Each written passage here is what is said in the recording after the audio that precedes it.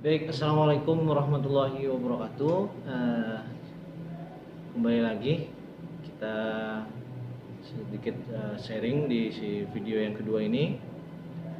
Di video pertama kita tadi sudah sedikit membahas penggunaan kata dipisah atau disambung.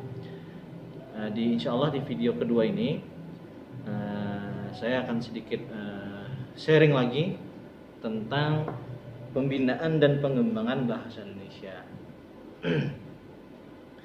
Jadi pembinaan dan pengembangan bahasa Indonesia itu adalah usaha yang dilakukan dengan sadar, terencana dan sistematis mengenai peningkatan mutu bahasa Indonesia dengan baik dan benar, sehingga masyarakat pemakai bahasa Indonesia memiliki kebanggaan dan kegairahan untuk menggunakannya.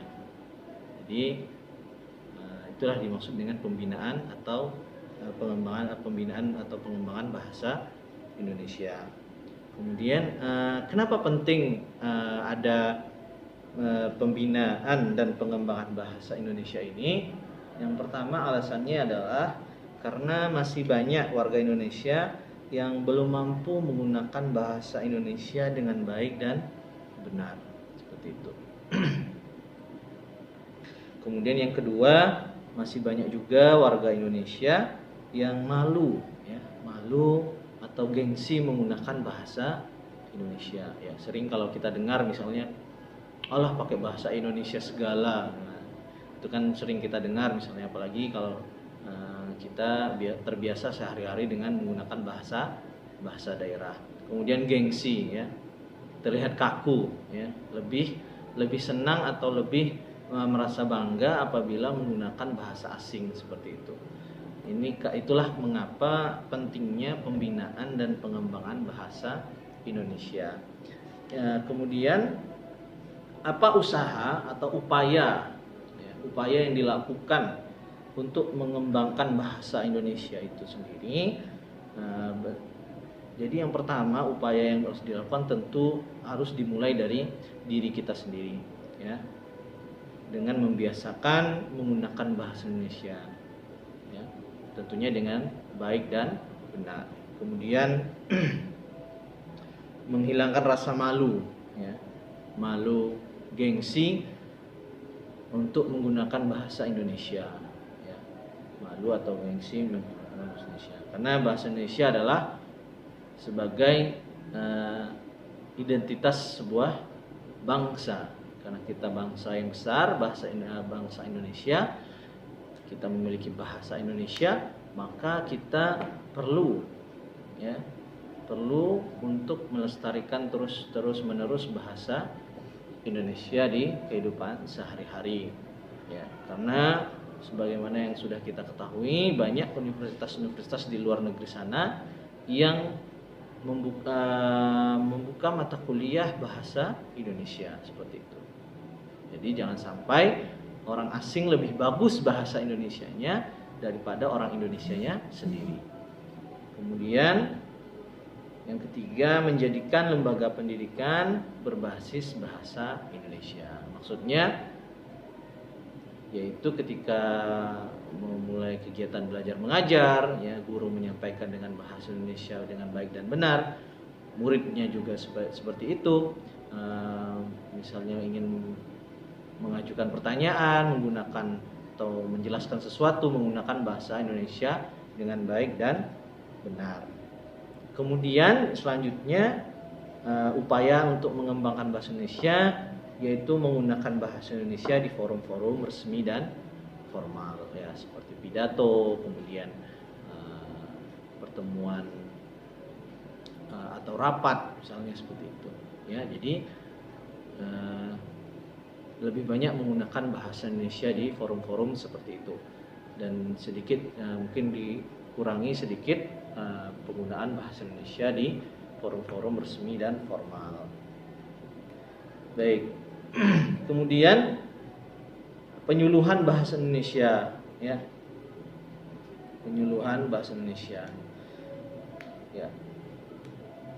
Jadi penyuluhan bahasa Indonesia ini terkait tentang mungkin ejaan, kemudian kemudian diksinya, ya, itu juga perlu disampaikan kepada masyarakat atau warga Indonesia seperti itu. Karena penggunaan bahasa Indonesia yang baik dan benar itu juga harus melihat situasi dan kondisinya, ya.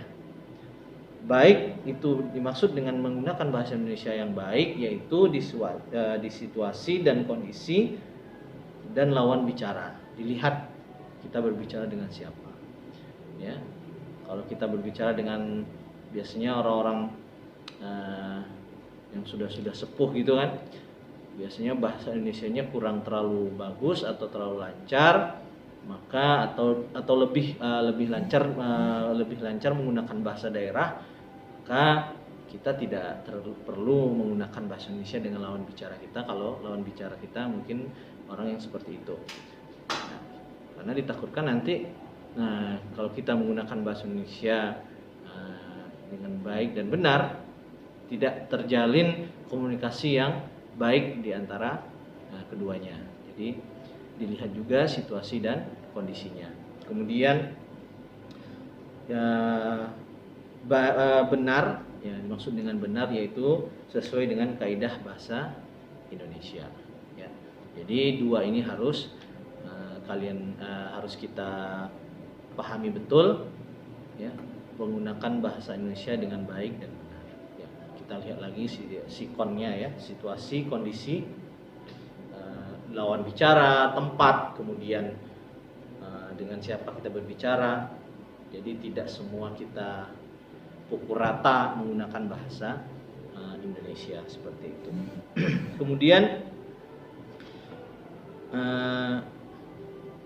apa kedudukan dan fungsi bahasa Indonesia?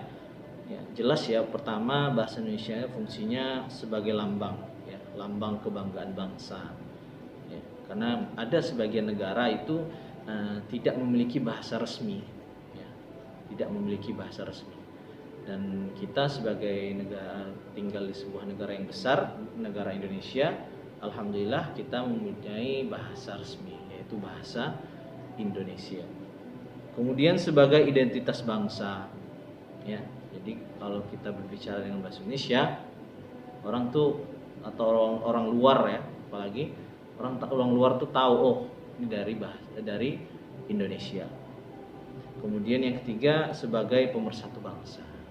Bagaimanapun, karena namanya Indonesia, negara besar, ya, yang panjangnya dari Sabang sampai Merauke dan bahasa daerahnya luar biasa banyak, dan bahasa Indonesia menjadi bahasa pemersatu bangsa, ya. Misalnya saya, ya, dari Padang, Sumatera Barat, kemudian merantau atau pindah ke Kalimantan Selatan. Yang di Kalimantan Selatan ini hampir semua dalam kehidupan sehari-hari mungkin menggunakan bahasa Banjar seperti itu. Mungkin saya tidak terlalu bisa melafadzkan bahasa Banjar, ya bahasa Indonesia lah menjadi pemersatu saya dengan lawan bicara saya yang mungkin orang Banjar seperti itu. Dan insya Allah semua orang Indonesia bisa menggunakan bahasa Indonesia walaupun belum secara baik, ya. Tapi insya Allah bahasa Indonesia menjadi bahasa pemersatu seperti itu. Ya, terima kasih banyak telah menyimak video ini.